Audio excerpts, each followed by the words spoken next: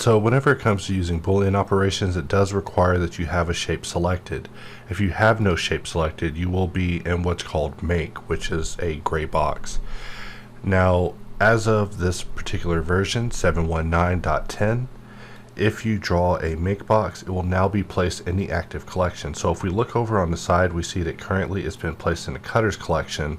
However, the moment that we make it real, we see that this box has been placed in the active collection at hand, which is a deviation from what it used to do before, which is where it would actually place it outside of the active collection and place it in what's called the scene collection, making it propagate throughout your scene no matter what collection you were in. So for example, we now have two collections. I can press 1, 2 to jump between these collections.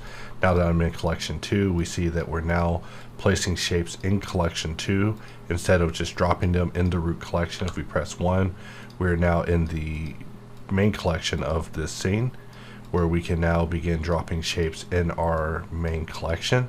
And if I press 2, we are now in our secondary collection, where you can begin dropping shapes in that active collection. So now we have active collection support whenever it comes to Boxcutter. So this is something important that you want to keep in mind, because if we were, say, drawing on a shape and we were to press A and switch this shape from cut to make on top of another shape with auto parenting on, we see that the shape has kind of disappeared from view. We do see an icon appear on the side of the shape, but I don't think users will be so keen as to expand it and look inside to see that the shape has been parented to it and not just disappeared. But also keep in mind that in the event that you're ever wondering what happened to a shape, you are able to select it, and by pressing numpad period, you're able to focus on a shape in your outliner.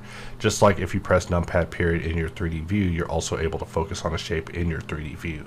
But just letting users know that make boxes will no longer be drawn in the scene collection and will now show up in the active collection.